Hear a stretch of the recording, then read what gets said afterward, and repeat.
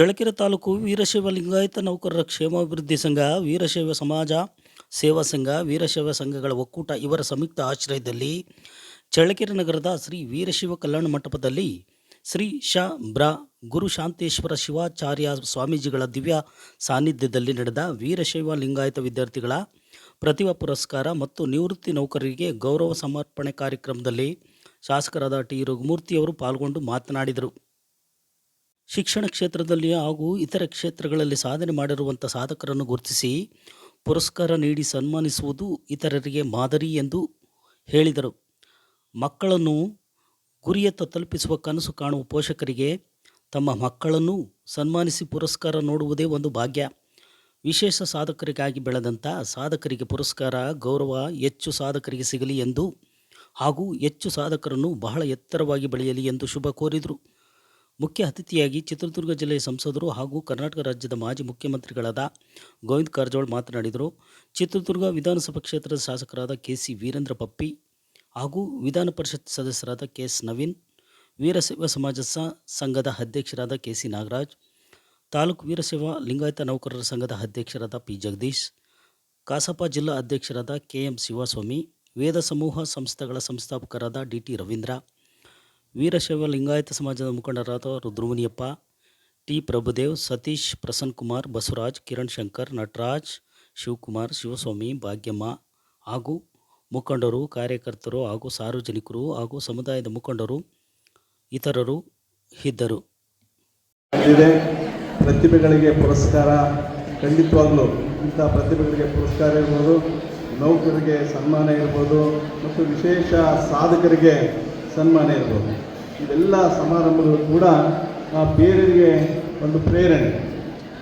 ಇಂಥ ಒಂದು ಸನ್ಮಾನಗಳು ಬೇರೆಯವರಿಗೂ ಕೂಡ ಪ್ರೇರಣೆ ಆಗಬೇಕಂತ ಹೇಳಿ ಯಾರು ಪ್ರತಿಭೆಗಳಿರ್ತಾರೆ ಆ ಪ್ರತಿಭೆಗಳು ಬಹುಶಃ ಅದೇ ರೀತಿಯಾಗಿ ಜೀವನದುದ್ದಕ್ಕೂ ಕೂಡ ಪ್ರತಿಭೆಗಳಾಗೇ ಇರಬೇಕು. ಏನಿಲ್ಲಿ ತಾವು ಬೇರೆಯವರಿಗೂ ಕೂಡ ಬೇರೆಯವರಿಗೂ ತಾವೆಲ್ಲ ತಮ್ಮ ಪ್ರತಿಭೆಯನ್ನು ಅನಾವರಣ ಮಾಡ್ತಿದ್ದೀರಾ, ಇದನ್ನು ಜೀವನದುದ್ದಕ್ಕೂ ಕೂಡ ಇದೇ ರೀತಿಯಾದ ಒಂದು ವ್ಯವಸ್ಥೆಯಲ್ಲಿ ತಾವು ಹೋಗ್ಬೇಕಾಗ್ತದೆ.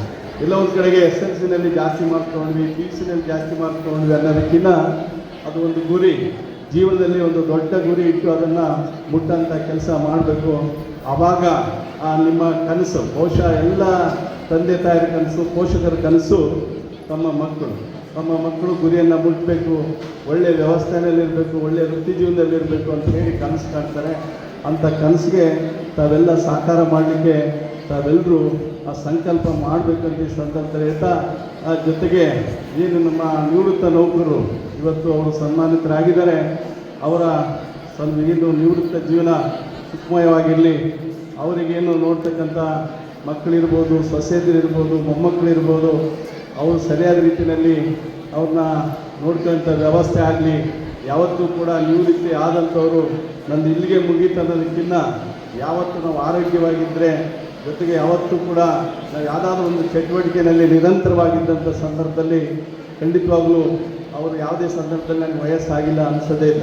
ಹಾಗಾಗಿ ಅವರ ನಿವೃತ್ತಿ ಜೀವನ ಸುಖಮಯವಾಗಿರಲಿ ಅಂತ ಭಾವಿಸ್ತಾ, ಜೊತೆಗೆ ಏನು 8 ಜನ ಸಾಧಕರು ವಿಶೇಷ ಸಾಧನೆಯನ್ನು ಮಾಡಿದ್ದಾರೆ, ಅಂಥ ಸಾಧಕರು ಇನ್ನೂ ಜಾಸ್ತಿ ಆಗಲಿ ಅಂತ ಹೇಳಿ ಬಯಸ್ತಾ ಅವ್ರಿಗೆ ಅಭಿನಂದನೆಗಳನ್ನು ಸಲ್ಲಿಸ್ತಾ, ಇದ್ರ ಜೊತೆಗೆ ನಮ್ಮ ಸಮಾಜ ಈಗಾಗಲೇ ನಮ್ಮ ನಾಗರಾಜ್ ಅವರು ಹೇಳಿದಂತೆ ನಾನು ಈಗಾಗಲೇ 21ಕ್ಕೆ ಅಂತ ಹೇಳಿದ್ರು. ನಮಗೆ 21ಕ್ಕೆ ಬೇರೆ ಬೇರೆ ಕಾರ್ಯಕ್ರಮ ಇದೆ. ಮುಂದಿನ ಕಾರ್ಯದಲ್ಲಿ ಅದನ್ನು ಫೌಂಡೇಶನ್ ಸ್ಟೋನ್ ಏನು ಹಾಕೋಣ ಶಂಕುಸ್ಥಾಪನೆ ಅಂತ ಹೇಳಿದ್ವಿ. ಅದಕ್ಕೆ ಸಂಬಂಧಪಟ್ಟಂತೆ ನಾವು ಮುಖ್ಯಮಂತ್ರಿಗಳ ವಿಶೇಷ ನಿಧಿಯಿಂದ 1 ಕೋಟಿ ಅನುದಾನವನ್ನು ಆ ಒಂದು ಕಟ್ಟಡಕ್ಕೆ ನಾವು ಈಗಾಗಲೇ ಶಾಸಕರ ಇದರಿಂದ ಕೊಟ್ಟಿದ್ದೀವಿ. ಜೊತೆಗೆ ಯಾವುದೇ ಕೆಲಸಗಳಲ್ಲಿ ಇದ್ರೂ